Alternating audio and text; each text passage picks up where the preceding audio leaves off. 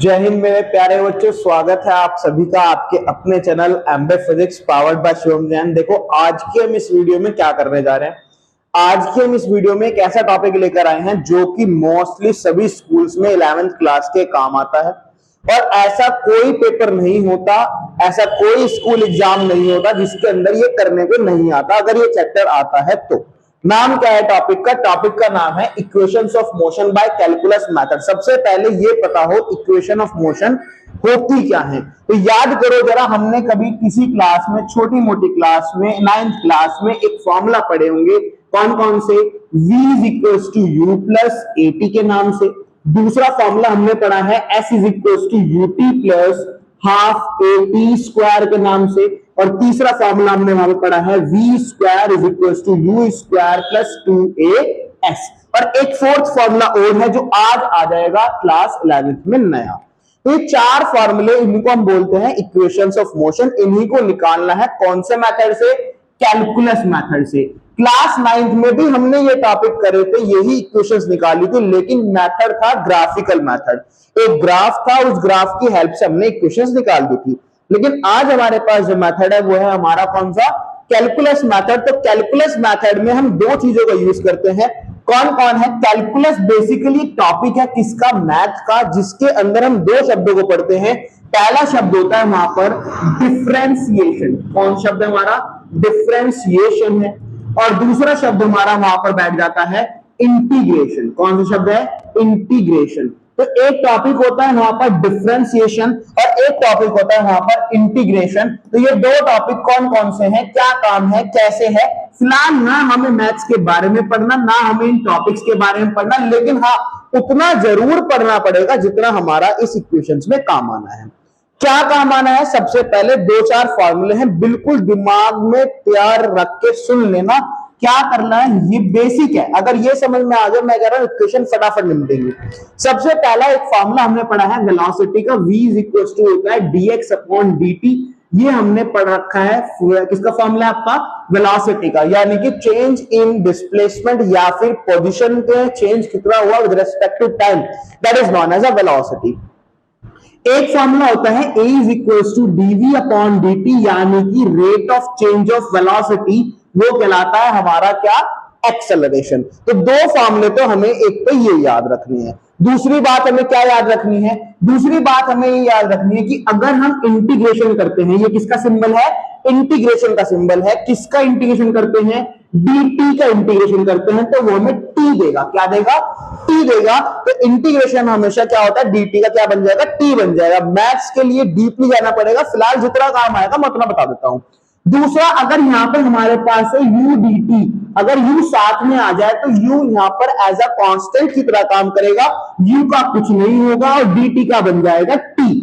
अगर हमारे पास हो t dt, तो t dt में जो t का इंटीग्रेशन होगा वो होगा आपका t स्क्वायर अपॉन 2। तो ये तीन बात हमें यहां पे फ्री में याद रखनी है, जो हमारी इन इक्वेशंस को निकालने में हेल्प करने वाली है। तो ये हमें इक्वेशंस तीनों की तीनों, मतलब तीनों के तीनों फॉर्मूले हमें डायरेक्टली क्या करना है? याद रखना है। इंटीग्रेशन को समझना पड़ेगा, नहीं तो ये समझ लो फिलहाल अभी याद के लिए। फिर और क्या याद रखना है? इंटीग्रेशन हमेशा कहां से कहां होता है? इंटीग्रेशन हमेशा लिमिट्स के अंदर होता है। टाइम की लिमिट्स हमेशा याद रखेंगे हम, जब भी इंटीग्रेशन करेंगे टाइम का, तो वो होगा हमेशा 0 से t। कितना होगा? 0 से t। और dt का मैंने अभी बताया इंटीग्रेशन कितना होता है? t। कैसे लिखते हैं? 0 से t। अपर लिमिट बोलते हैं इसको। ये कौन है? आपकी अपर लिमिट। और ये कौन है? इसकी लोअर लिमिट। फॉर्मूला करेंगे upper limit minus lower limit, यानी कि t माइनस 0। समझ में आया? अगर सपोज करो हमारे पास ये है u dt, अभी बताया मैंने u dt का इंटीग्रेशन क्या होगा? u तो कांस्टेंट है और dt का बन जाएगा t। लिमिट्स कहां से कहां तक? किसके रेस्पेक्ट में किया? t के। t की लिमिट होती है 0 से t, तो यानी कि 0 से t, तो ये हो जाएगा ut माइनस 0। समझ में आया? अगर सपोज करो आपके पास ऐसे है जो मैंने बताया था, क्या? t dt का इंटीग्रेशन अभी बताया मैंने क्या होता है? वो होगा हमारे पास t स्क्वायर अपॉन 2। कितना होगा? t square upon 2।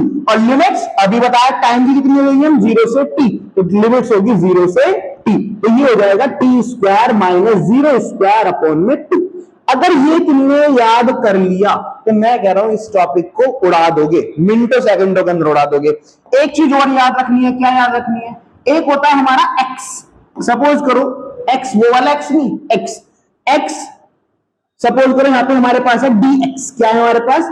dx। तो dx का इंटीग्रेशन बिल्कुल ऐसे, जैसे dt का क्या होगा t, तो dx का क्या होगा आपका x हो जाएगा, ठीक है ना। लिमिट्स एस एक्स की जब भी लिमिट रखोगे वो होगी 0 से s, तो क्या होगी 0 से s, तो क्या होगा s माइनस 0। बिल्कुल सेम, ये वाला फॉर्मूला और ये वाला फॉर्मूला दोनों सेम है, बस वो t के साथ है, ये x के साथ है, बस इतना अगर याद कर लिया। अब देखना इक्वेशन कैसे भागती है। सब तो हमारे पास फर्स्ट इक्वेशन ऑफ मोशन क्या है, आइए देखते हैं। सबसे पहले याद करो, क्या अभी एक फॉर्मूला बताया था, क्या formula? a is equal to dv upon dt बताया था ना, तो ये हो गया a is equal to dv upon dt। अब हमें यहां से इसको क्या ऐसे लिख सकते हैं, a dt is equal to dv, भाई dt को तो मल्टीप्लाई कर दिया। अब ये क्या निकल के आया, ये निकल के आया dv। dv का मतलब है स्मॉल चेंज इन वेलोसिटी, हमें d को हटाना है, d है यहाँ पे डिफरेंशिएशन, इसको हटाएंगे इंटीग्रेशन से। ये इंटीग्रेशन और डिफरेंशिएशन दोनों मैथ के फंक्शन तो एक दूसरे के अपोजिट होते हैं, तो हमने क्या कर देना है, इंटीग्रेट बोथ साइड। तो इंटीग्रेट बोथ साइड्स, जैसे इंटीग्रेशन किया दोनों साइड का तो क्या होगा, ये बन जाएगा integration of a dt is equal to integration of dv।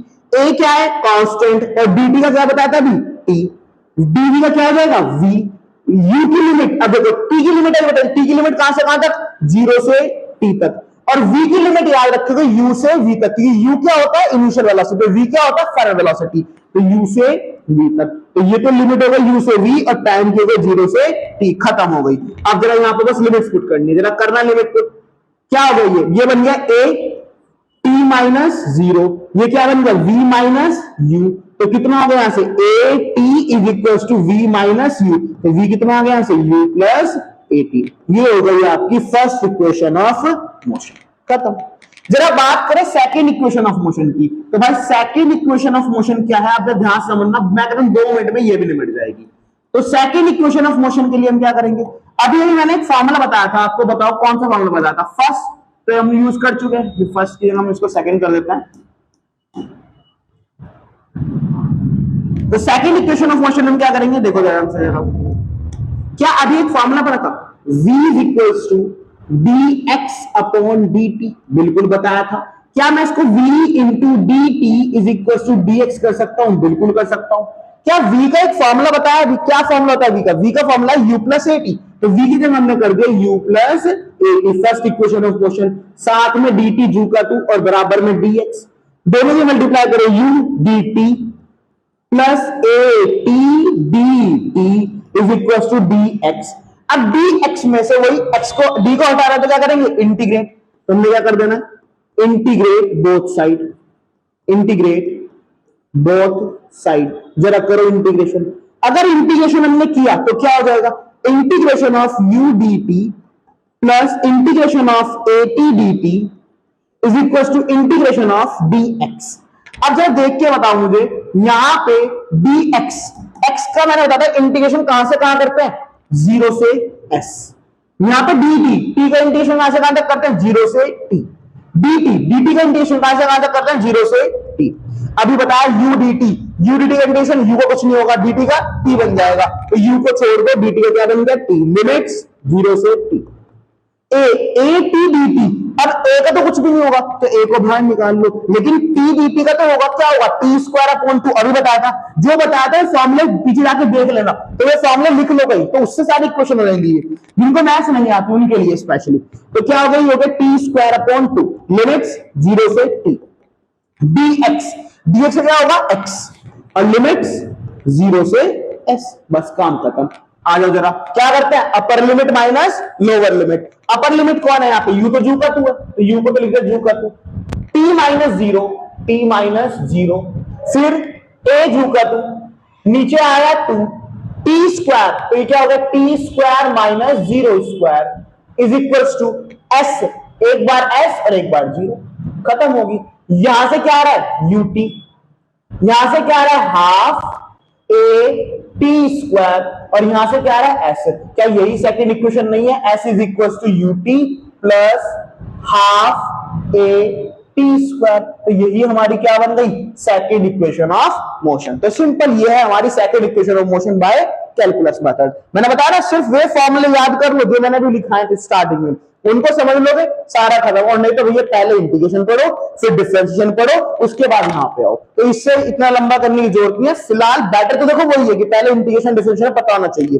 लेकिन हाँ, अगर फिलहाल कल एग्जाम है या नहीं है, या हमें सिर्फ समझना है, सिर्फ इतना करना है, तो भैया इसके लिए यहाँ पे ये चीज याद रखनी पड़ेगी। नेक्स्ट, अब आती है हमारे पास कौन सी इक्वेशन भाई, अब आती है हमारे पास third equation. Third equation of motion, जरा बताओगे थर्ड इक्वेशन ऑफ मोशन क्या थी भाई? थर्ड इक्वेशन ऑफ मोशन थी हमारे पास v square is equals to u square plus 2as, ये थी थर्ड इक्वेशन। तो भाई थर्ड इक्वेशन देखते हैं कैसे बनने वाली है, आइए चलते हैं। थर्ड इक्वेशन के लिए हम क्या यूज करेंगे? थर्ड इक्वेशन के लिए हमने यहां पे यूज कर लेना है एक फॉर्मूला दोबारा से, जो हमने पहली इक्वेशन के लिए यूज किया था। क्या यूज किया था? ए का फॉर्मूला। क्या होता है? dv अपॉन dt, यानी कि acceleration is equal to rate of change of velocity. क्या मैं इसके अंदर ऐसे कर सकता हूं? अगर देख के बताओ, dv अपॉन dt जो का तू है, इसमें dx से मल्टीप्लाई कर दिया और dx से मैंने क्या कर दिया, इसको डिवाइड कर दिया। बस जो मल्टीप्लाई किया वो डिवाइड किया, तो कोई फर्क तो पड़ा नहीं। लेकिन क्या मैं इसको ऐसे लिख सकता हूं? देख के बताओ, dx upon dt into dv upon dx। कुछ नहीं किया, बस आगे पीछे मल्टीप्लाई किया, इसको इधर कर दिया, इसको इधर कर दिया। लेकिन हमें पता है यार dx अपॉन dt क्या होता है? dx अपॉन dt तो v होता है, तो ये तो बन गया हमारा v। इधर कौन है? dv, और नीचे कौन है? dx। क्या dx को भेज दी तो क्या बन गया? a dx is equal to v dv। ये बना कि नहीं बना? अब क्या करना है? इंटीग्रेशन कर देना है। तो integrate both side, integrate both side, जरा करो इंटीग्रेशन। अगर दोनों साइड का इंटीग्रेशन कर दिया तो क्या होगा? ये बन जाएगा हमारा integration of a dx is equal to integration of v dv। v का इंटीग्रेशन u से v बताया था, तो यानी कि v का इंटीग्रेशन तो u से v, और x का 0 से s। अब जरा बताओ a dx, a तो कांस्टेंट है, तो a का कुछ नहीं होगा, dx का x बन जाएगा, तो ये हो गया a, और dx से क्या हो गया? x, लिमिट 0 से s। अब v dv जैसे होता है ना t dt, t dt का इंटीग्रेशन क्या था? t स्क्वायर अपॉन 2, तो v dv का क्या होगा? v स्क्वायर अपॉन 2, तो ये हो गया हमारा v square upon 2, limits u से v तक। a अपर लिमिट कौन है? s माइनस 0, 1/2 बाहर निकाल लो, अंदर कौन होगा? v square minus u square. भाई एक बार v की जगह v रखा, एक बार v की जगह u रखा, क्या बना? as। इधर कौन आया? v square minus u square upon 2, 2 को इधर भेजो तो 2as is equal to v square minus u square. तो यहां से क्या आ गया? v square is equal to u square plus 2as। ये कौन है भाई? ये है हमारी थर्ड इक्वेशन ऑफ मोशन। तो ये हमारी तीनों इक्वेशन ऑफ मोशन कंप्लीट हो गई। अब आते हैं फोर्थ इक्वेशन है। फोर्थ इक्वेशन हमने पढ़ी नहीं थी, पर फोर्थ इक्वेशन अभी आई है। क्या है फोर्थ इक्वेशन? आ जाओ जरा। पहले फोर्थ इक्वेशन समझने से पहले इसका मतलब समझ लो क्या होता है। एक फॉर्मूला होता है हमारे पास, क्या? s का। क्या फॉर्मूला होता है? s is equal to ut plus half ad square, मतलब सेकंड इक्वेशन ऑफ मोशन। ये s का मतलब क्या होता है? s का मतलब होता है distance travel by body in particular time. ये कितना डिस्टेंस चला है पर्टिकुलर टाइम के अंदर। लेकिन अगर मैं बात करूं, सपोज करो मैंने स्टार्ट किया एक से लेकर 10 सेकंड तक, 1 से 10 सेकंड तक मैं कितना चला वो ये देगा। लेकिन मेरे से किसी ने कहा भाई ये बताओ 8 से लेकर 9 सेकंड के बीच में कितना चला। मतलब distance travel in a particular time, या फिर distance travel in between a 2 points. यानी कि अगर मैं स्टार्टिंग का और फाइनल पॉइंट की बात करता हूं तो मैं डिस्टेंस निकाल सकता हूं इससे। लेकिन अगर उस पूरे जर्नी के दौरान किसी पर्टिकुलर पॉइंट की, किसी पर्टिकुलर टर्म की हमें डिस्टेंस निकालनी है, तो हम वहां पे यूज करेंगे फोर्थ इक्वेशन ऑफ मोशन। जैसे कि मैं 10 कदम चला, तो 10 कदम में मैंने कितनी डिस्टेंस चली, वो कहलाएगा s। लेकिन मैंने कहा मैंने 8वें कदम में कितनी डिस्टेंस चली, क्योंकि 8वां कदम, 8 कदम नहीं, 8वें कदम में कितनी डिस्टेंस चली, तो 8वें कदम में 7 और 8 के बीच में डिस्टेंस कितनी चली, वो देगा हमें फोर्थ इक्वेशन ऑफ मोशन। कैसे होगी अभी देखते हैं। तो बात करता है फोर्थ इक्वेशन ऑफ मोशन की। मैं कह रहा हूं बहुत आसान है, ध्यान समझने की बात है बस। अभी देखना तुम क्या कर रहे हो, वो बहुत आसान हो गई। फोर्थ इक्वेशन ऑफ मोशन याद करो। क्या अभी मैंने एक इक्वेशन सिखाई, कौन सी भाई? Second equation of motion. बस मैं कह रहा हूं cut copy paste, second equation क्या थी, बिल्कुल सेम। अभी तक अगर तुमने लिखी हो तो देख लो उसमें, और नहीं लिखी तो वीडियो को पीछे जाकर देखो, बिल्कुल सेम डू कॉपी। क्या सेकंड इक्वेशन में मैंने एक फॉर्मूला यूज किया था, v is equals to dx upon dt। यहां से बना था v dt is equals to dx, v की जगह मैंने रखा था u प्लस at। बिल्कुल सेम स्टेप चल रहा हूं जो मैंने सेकंड में चले थे। फिर मैंने मल्टीप्लाई करी थी u dt plus at dt is equals to dx। फिर मैंने किया था इंटीग्रेशन बोथ साइड, यानी कि इंटीग्रेट बोथ साइड। उसके बाद मैंने यहां पे इंटीग्रेशन में साइन लगाए थे ऐसे, u dt plus at dt is equal to integration of dx। बस अब रुक जाओ, अब चेंज शुरू हो गया। वहां पे टाइम की लिमिट रखी थी 0 से t, ये इनिशियल पॉइंट था और फाइनल पॉइंट था। यहां पे ना इनिशियल पॉइंट है ना फाइनल पॉइंट है, यहां पे दो पॉइंट के बीच की बात है। तो ना तो हम टाइम 0 ले सकते, यानी कि शुरुआत का टाइम ले सकते, ना हम टाइम t ले सकते, यानी कि ना हम टाइम अंत का ले सकते, हमें लेना पड़ेगा बीच का। तो हम क्या लेंगे, हमें नहीं पता कौन सा है, तो हमने एक तो ले लिया टाइम n-1 का और एक ले लिया n का। आप n और n+1 भी ले सकते हैं, यानी कि ऐसे ले लो, 7वां कदम 8वां कदम। अगर 7वें को n कहा है तो 8वें को n+1 कहोगे, अगर 7वें को n-1 कहा है तो 8वें को n कहोगे, ये तो कहोगे। तो मैंने यहां पे क्या टाइम लेना, बस इतना चेंज करना है, टाइम ले लेना यहां पे n-1 से n। n-1 किसकी तरह काम कर रहा है, जैसे कि एक 7वां कदम, और n किसकी तरह काम कर रहा है, 8वां कदम। अगर n-1 8वां कदम है तो n कौन सा है, 9वां कदम, यानी कि एक कदम के बीच की डिस्टेंस। यहां पे भी टाइम की लिमिट क्या है, n-1 से n। डिस्टेंस क्यों चलेंगे, क्या n-1 टाइम में हमने कोई डिस्टेंस नहीं चली होगी, क्या 7 कदम में कोई डिस्टेंस नहीं चलेगी, चली होगी। कितनी डिस्टेंस चली होगी, उसको कहते हैं Sn-1, यही 7 कदम में चली हुई दूरी। फिर यहां पे क्या लेंगे Sn, यानी कि 8 कदम में चली हुई दूरी। समझ में आ गया। अब इस 8 कदम में चली हुई दूरी को 7 कदम में चली हुई दूरी से अगर माइनस कर दूंगा तो 8वें कदम में चली हुई दूरी आ जाएगी। समझ रहे हो ना, कहना क्या चाह रहा हूं, 7 कदम की चली हुई दूरी और एक है 8 कदम की चली हुई दूरी। 8 कदम की दूरी चली हुई में से 7 कदम की दूरी को माइनस कर दो तो 8वें कदम की दूरी आ जाएगी ना, तो बस वही निकालनी है। आ जाओ जरा यहां पे, करो इंटीग्रेशन। u का कुछ होगा क्या, नहीं होगा जी। dt का बिल्कुल t हो जाएगा, लिमिट्स n-1 से n। चलो आगे, अब है at dt, क्या a का कुछ होगा, नहीं होगा, तो a का कुछ नहीं होगा, a को हमने बाहर निकाल लेना है। अब कौन है, t dt, भाई t dt का क्या होगा, t²/2, तो t dt का बन जाएगा हमारा t²/2।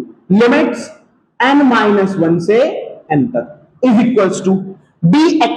dx का इंटीग्रेशन क्या करा हमने, x, तो dx का इंटीग्रेशन कितना हो गया, x। लिमिट Sn-1 से Sn, यहां तक कोई दिक्कत। अब क्या करता है, upper limit minus lower limit, बस काम खत्म हो गया। u को u, t की जगह एक बार क्या रखना है n, और एक बार क्या रखना है n-1। a जू का 2, नीचे का 2 भी जू का 2। एक बार t की जगह क्या रखना है n, तो हो गया n², और एक बार रखना है n-1 का होल स्क्वायर। इधर क्या रखना है Sn, और साथ में Sn-1, अपर माइनस लोअर। अब क्या हुआ, u देखना जरा यहाँ पे, n जब माइनस की मल्टीप्लाई करोगे तो n से n कट जाएगा और माइनस माइनस 1 हो जाएगा, तो यहां से तो बचा 1। चलो आगे, a/2।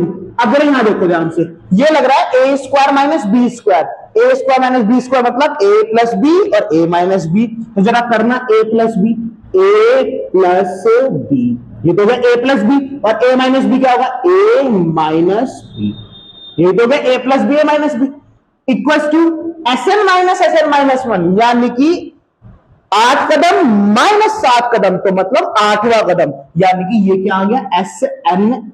Snth का मतलब क्या है, nवां कदम।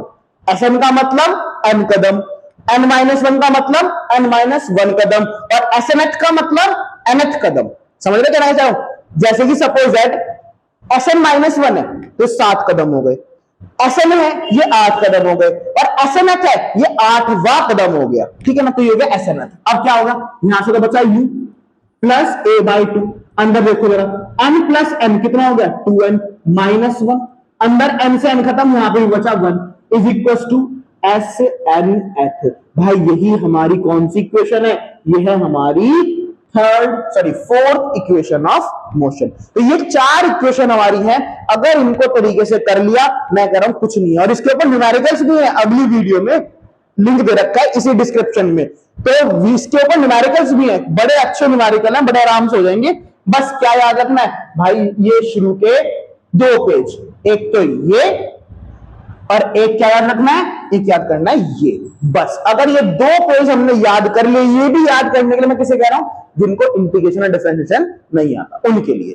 बाकी ये सारी इक्वेशन है फिर हमारी। तो first equation, second equation, third equation, fourth equation, तो 4 इक्वेशन आप अच्छे से कर लोगे। ऐसी ही और भी वीडियो को पाने के लिए आज जुड़ जाए हमारे साथ। थैंक यू, जय हिंद।